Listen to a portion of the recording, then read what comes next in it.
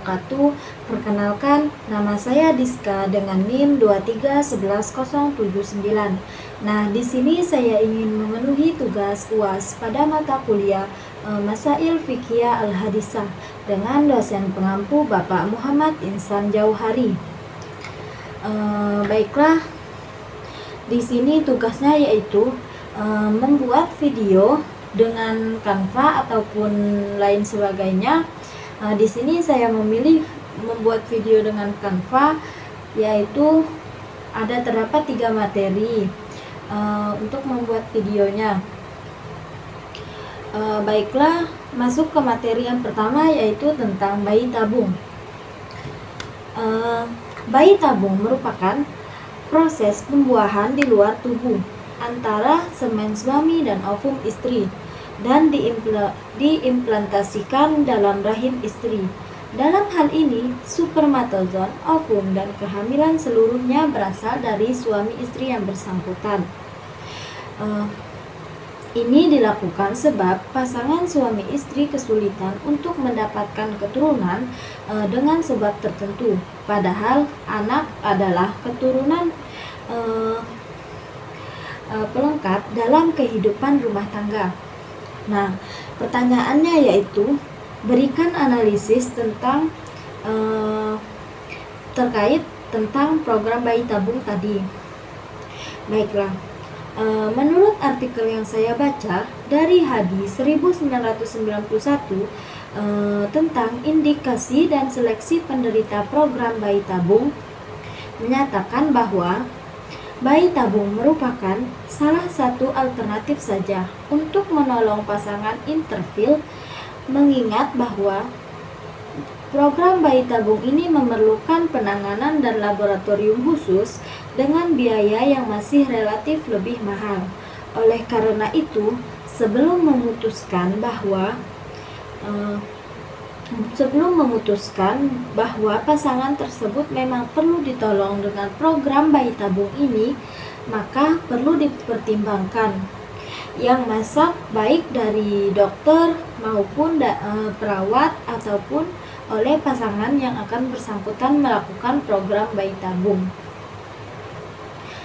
Baiklah, selanjutnya soal yang kedua yaitu ada jika melakukan bayi tabung dengan alasan menjaga kondisi tubuh agar tetap menawan ataupun atletis, apakah diperbolehkan?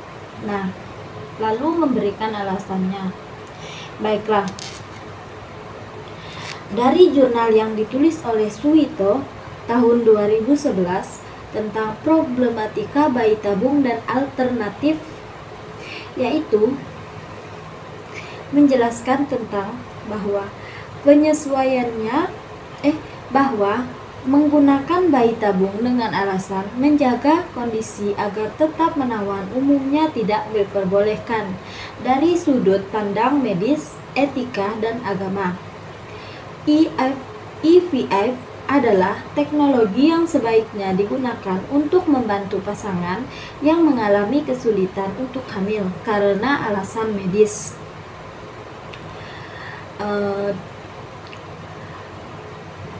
Kondisi tubuh dan penampilan fisik lebih baik dijaga melalui cara-cara alami yang lebih sehat dan sesuai dengan paduan kesehatan umum, yaitu program bayi tabung umumnya diperuntukkan bagi wanita yang mengalami sejumlah kelainan.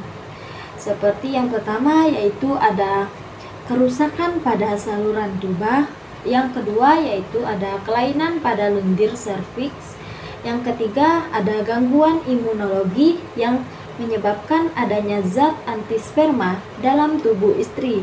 Yang keempat yaitu ketidakberhasilan hamil meskipun sudah menjalani operasi saluran telur ataupun pengobatan endometriosis.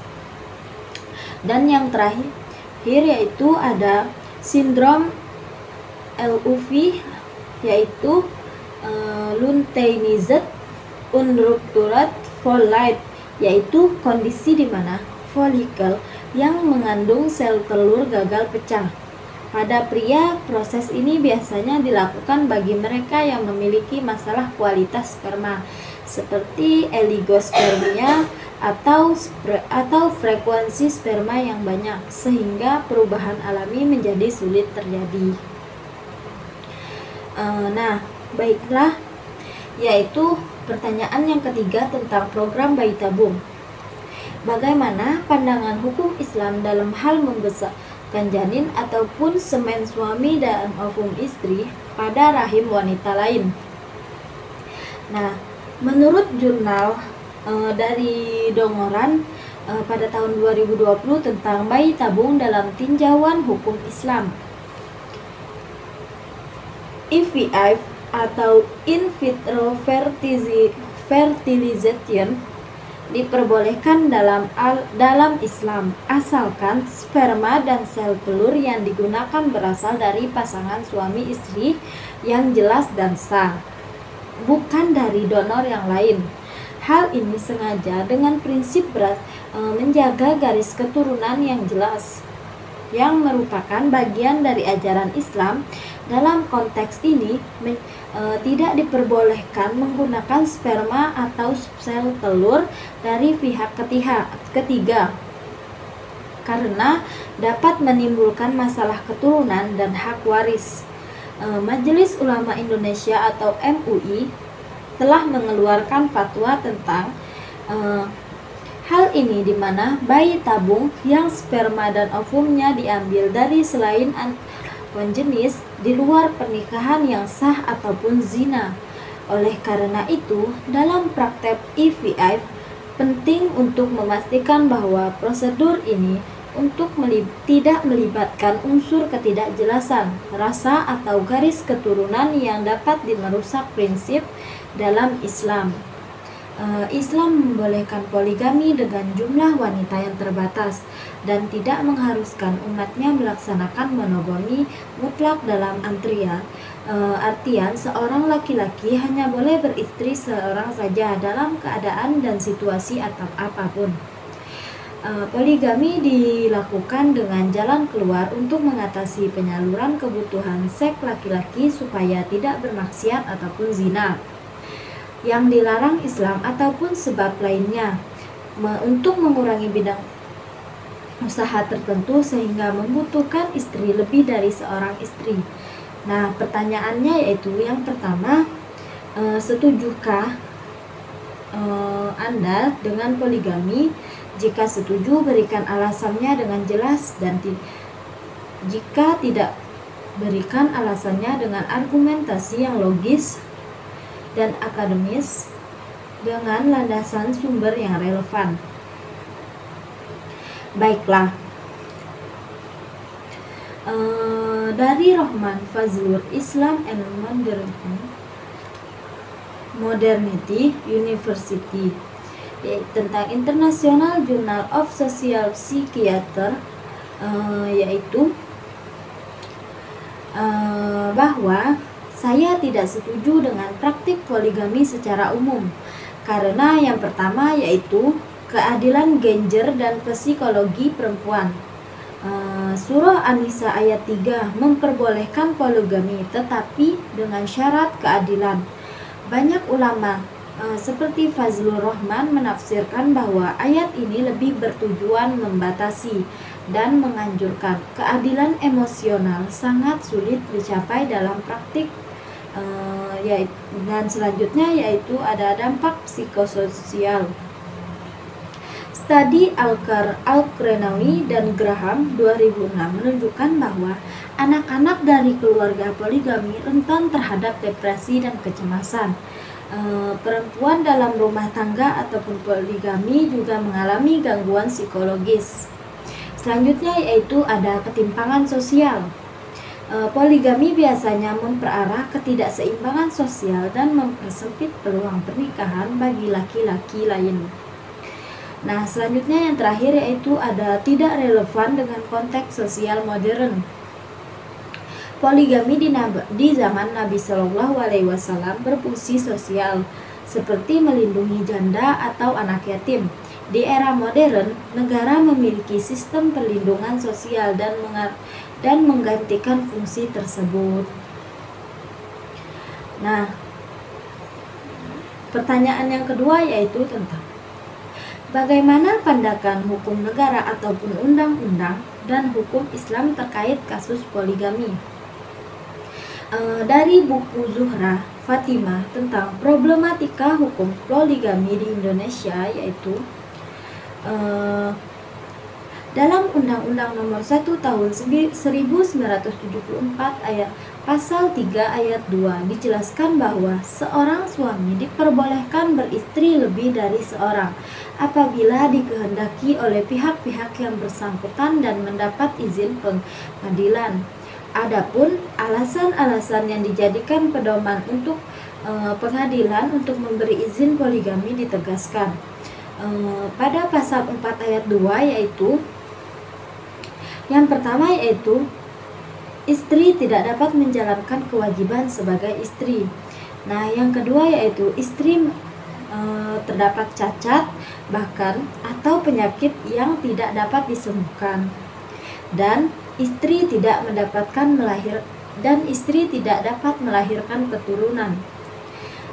Poligami dalam hukum Islam, para ulama klasik dalam Zuhra 2017 memiliki banyak penafsiran terkait ayat yang membolehkan aturan poligami tersebut, sebagaimana di bawah ini, yaitu yang pertama, perintah Allah Subhanahu wa Ta'ala tentang maka kawinlah wanita-wanita yang kamu poligami tersebut. Kawinlah para wanita-wanita yang kamu poligami senangi dapat diartikan sebagai perintah yang bersifat boleh, bukan perintah wajib. Seorang muslim dapat memilih untuk bermonogami ataupun istri satu atau berpoligami lebih dari satu. Yang kedua yaitu larangan mempersunting istri lebih dari 4 dalam waktu yang bersamaan. Sebagaimana dalam firman Allah, maka kawinlah wanita-wanita yang kamu senangi 2, 3, atau 4. Menurut ulama, pendapat yang memperkenankan poligami lebih dari 4 atau dasar ayat tersebut adalah pendapat yang muncul karena yang bersangkutan tidak memahami gaya bahasa dalam Al-Quran dan retorika bahasa Arab. Nah, yang ketiga yaitu ada poligami harus berlandasan asas keadilan sebagaimana firman Allah yang terjemahannya yaitu, kemudian jika kamu takut tidak akan berlaku adil, maka kawinilah seorang saja untuk budak-budak yang kamu miliki. Baiklah, materi yang ketiga yaitu tentang aborsi. Pertanyaannya yaitu, aborsi ataupun abortus merupakan fenomena yang terjadi di lingkungan masyarakat sekarang, dan ragam alasan. Umumnya aborsi dilakukan kalangan anak muda yang kehamilannya tidak dikehendaki, yang tidak melalui ikatan pernikahan yang sah, ataupun juga bisa dilakukan oleh pasangan suami istri yang sah dengan sebab terdesak ataupun darurat. Nah, pertanyaan yang pertama yaitu berikan pandangan terkait aborsi yang bagaimana pandangan para ulama terkait dengan hal tersebut. Nah, menurut pendapat saya bahwa wanita memiliki hak untuk memutuskan apa yang terjadi dengan tubuh mereka, termasuk keputusan untuk melakukan aborsi. Mereka menekankan pentingnya akses kesehatan, terproduksi, dan hak asasi manusia. Dan dari artikel yang saya baca dari CD-ROM Al-Quran Al-Karim, aborsi dalam pandangan Islam pada dasarnya adalah haram, karena telah dengan sengaja menghilangkan nyawa orang lain. Meskipun demikian, hukum Islam sangatlah fleksibel dan luas. Dalam hal-hal tertentu atau darurat, maka aborsi diperbolehkan. Kebolehan ini diberikan oleh Islam, hanya dapat ditempuh apabila sudah tidak ada alternatif lain yang lebih mengurangi resiko buruk bagi si ibu dan janinnya. Dalam Al-Quran surah Al-Isra ayat 31 dan 33 menyatakan bahwa janganlah kamu membunuh anak-anak kamu karena takut kemiskinan. Kami yang akan memberi rezeki kepada mereka dan juga kepada kamu. Sesungguhnya membunuh mereka adalah suatu dosa yang besar. Nah, baiklah. Pertanyaan yang kedua yaitu tentang bagaimana jika melakukan aborsi dengan alasan terindikasi bahwa anak yang lahir nanti cacat? Apakah boleh ataupun haram? Berikan ketentuan hukumnya. Menurut artikel dari Isnayanti Uni Legalitas Aborsi, yaitu tentang studi analisis pasal 75 ayat 2b Undang-Undang Nomor 36 Tahun 2009 tentang Kesehatan, yaitu aborsi janin yang terindikasi penyakit genetik menjadi salah satu jalan agar penyakit tersebut tidak menyebar luas. Hal ini menuntut tindakan hukum yang jelas, karena dengan cara aborsi berarti membunuh anak yang tidak ada hubungan apapun dengan orang tua. Akan tetapi jika dengan mempertahankan kehamilan itu, maka anak tersebut akan lahir dengan membawa penyakit yang susah disembuhkan. Dalam hal ini, sebagian ulama membolehkan, bahkan menyarankan untuk dilakukan tindakan aborsi sebagai bentuk rasa sayang kepada anak dibandingkan anak tersebut akan lahir dengan membawa penyakit yang tidak mudah disembuhkan. Nah, pertanyaan terakhir yaitu tentang memberikan solusi terbaik dari tindakan aborsi. Dari jurnal WHO tahun 2012, Undang-Undang Kesehatan Republik Indonesia Nomor 36 Tahun 2009 menyebutkan solusi terbaik yaitu dengan memberikan penguatan pelayanan kesehatan terproduksi dan psikologis. Konseling dan layanan kesehatan reproduksi penting bagi perempuan yang menghadapi kehamilan yang tidak diinginkan. Selanjutnya yaitu penegakan hukum dengan pendekatan keadilan dan kemanusiaan. Hukum harus mencegah aborsi ilegal, namun tetap memberikan ruang pengecualian seperti dalam kasus pemerkosaan ataupun kondisi medis. Selanjutnya yaitu menyediakan solusi sosial dan ekonomi. Dukungan ekonomi, pendidikan, dan perlindungan sosial perlu diberikan agar perempuan tidak merasa aborsi adalah satu-satunya jalan. Nah, baiklah,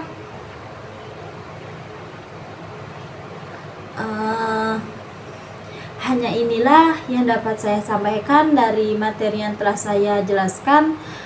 Apabila ada kata-kata, saya mohon maaf. Kepada Allah kita sama-sama mohon ampun. Baiklah, saya akhiri. Wabillahi taufiq wal hidayah. Wassalamualaikum warahmatullahi wabarakatuh.